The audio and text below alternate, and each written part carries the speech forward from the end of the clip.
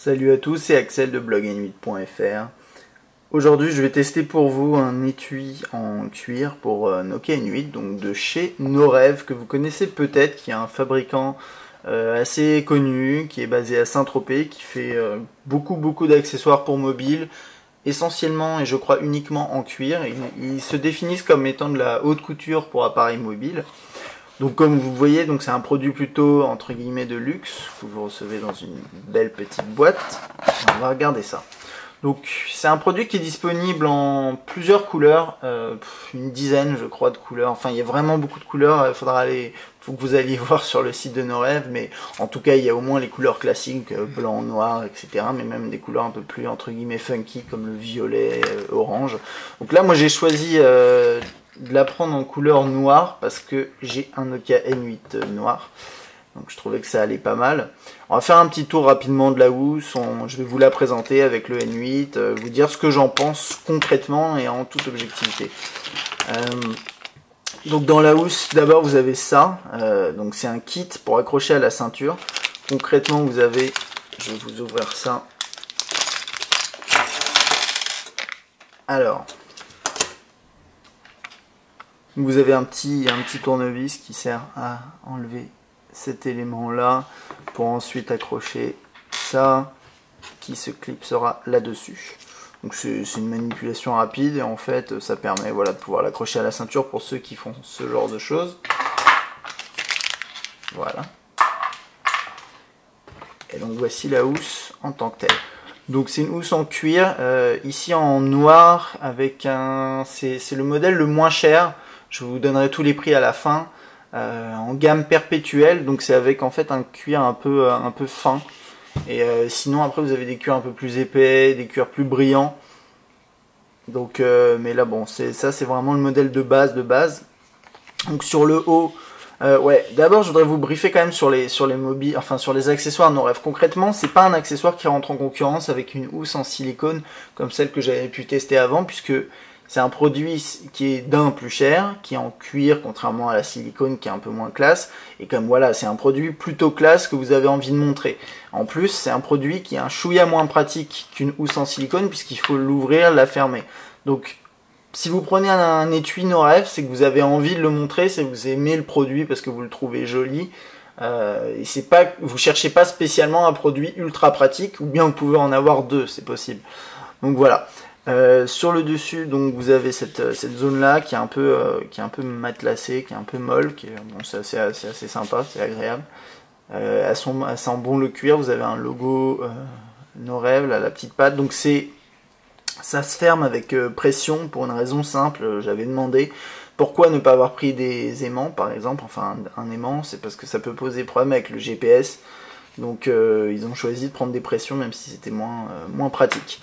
Sur le haut, vous avez le trou pour le jack 3.5 qui est assez large. Je vais vous montrer ça avec différents jacks après.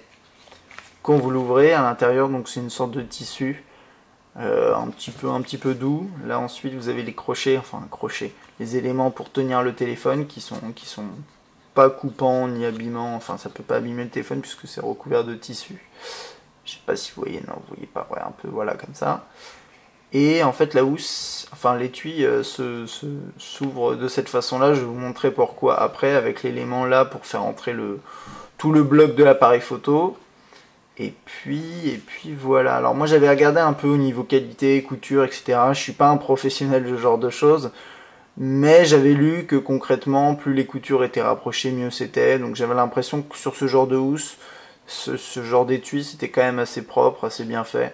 Bon, je sais pas trop. J'admets que je l'ai pas utilisé pendant 6 mois, ou j'ai jamais utilisé de housse Norève suffisamment longtemps pour vous dire niveau qualité ce que c'est. D'ailleurs, si vous avez des avis là-dessus, profitez-en pour laisser un commentaire et voilà, et donner votre avis sur la qualité des housses Norève.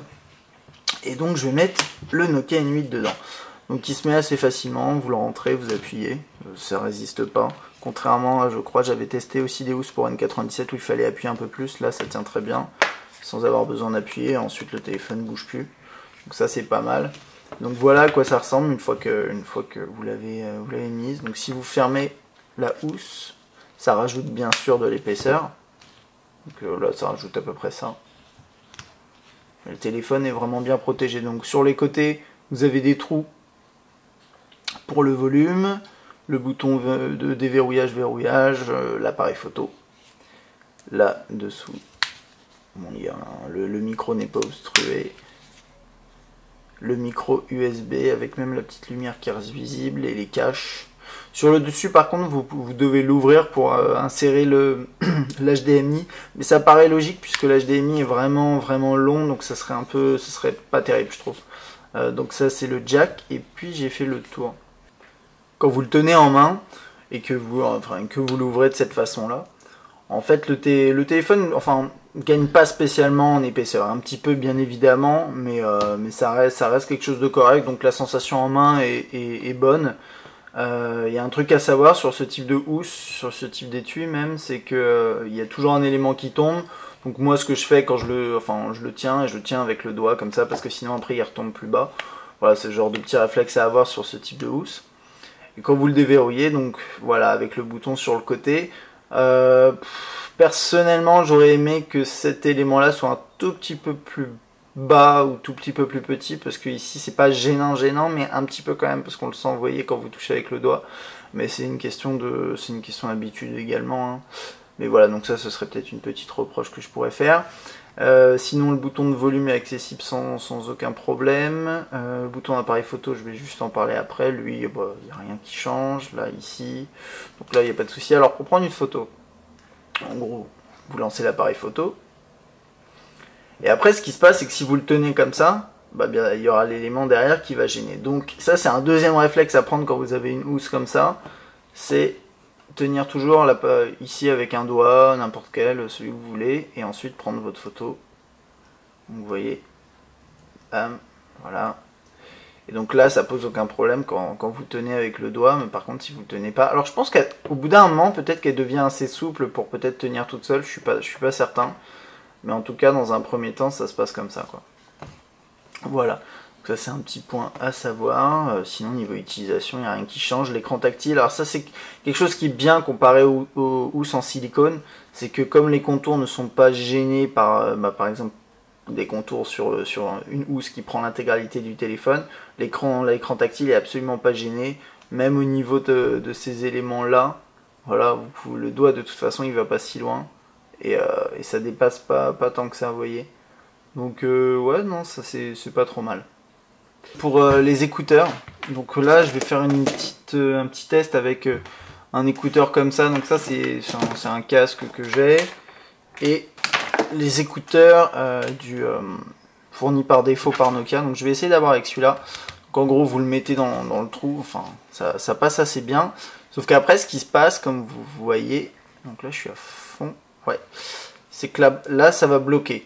Donc en gros, si vous avez ces écouteurs là, vous devrez le maintenir comme ça. Donc ça tient, c'est un peu étrange, mais c'est à savoir. Après vous pouvez bien sûr le faire entrer ça sans passer par le trou, mais l'intérêt reste limité.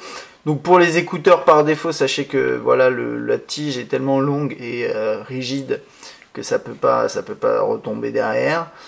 Maintenant, faut pas oublier que sur les écouteurs par défaut, vous avez une télécommande, donc bon, ça peut compenser éventuellement. Et moi, après, j'avais essayé avec des écouteurs un peu plus petits et en forme de L. Donc là, par contre, c'est un peu différent, c'est que ça bloque un peu, mais il suffit juste de tirer un tout petit peu et vous pouvez passer le truc. Ensuite, après, le mettre comme vous voulez. Vous voyez, donc bon, ça va dépendre de vos écouteurs. Si vous avez des écouteurs avec une tige ici un petit peu plus courte comme celle-là, voire même plus courte, ça peut être parfait. Des écouteurs d'iPod, enfin ça dépend de ceux qu'ils font maintenant, je sais pas ce qu'ils ont, mais je crois que c'est un peu plus long. Donc voilà, à vous de voir en fonction de ça, est-ce que c'est important pour vous, parce que c'est vrai que ça peut gêner un peu. Là vous voyez, je peux l'ouvrir, le refermer. C'est pas super ergonomique, mais ça reste fonctionnel. Donc voilà, alors niveau prix, c'est une housse qui démarre à 39,99 avec par exemple ce modèle là coûte 39,99. Ensuite vous avez pas mal de couleurs avec ce modèle là qui s'appelle la gamme perpétuelle, donc comme je vous expliquais au début avec ce type de cuir. Ensuite vous avez différents types, si je dis pas de bêtises, vous avez une étape à 44,99 pour la gamme Ambition. Ensuite vous avez une gamme qui s'appelle Exception qui est un petit peu différente, je suis pas sûr que ce soit du cuir ça, bon je sais pas, vous saurez sûrement mieux que moi, et qui est encore différente. Et ensuite vous avez une autre gamme qui s'appelle Illumination qui a une sorte de cuir qui brille, si vous aimez bien ce type de cuir, et qui est à pareil 49,99, donc entre 39 et 49. Donc voilà, et il y a un truc à savoir, c'est que sur Blog et Nuit on a un code promo que je vous mettrai dans l'article qui permet d'avoir les frais de port offerts et sans vraiment durer de temps. Enfin le code s'arrête en 2012, donc vous avez pas de, voilà, vous pouvez l'utiliser. Et donc voilà, j'espère que ce test de cette housse No Rêve Tradition, donc ici en version noire perpétuelle, vous a plu. Si vous avez besoin de plus d'infos, n'hésitez pas à poser vos questions sur YouTube ou surtout sur blog-et-nuit.fr. Et à bientôt.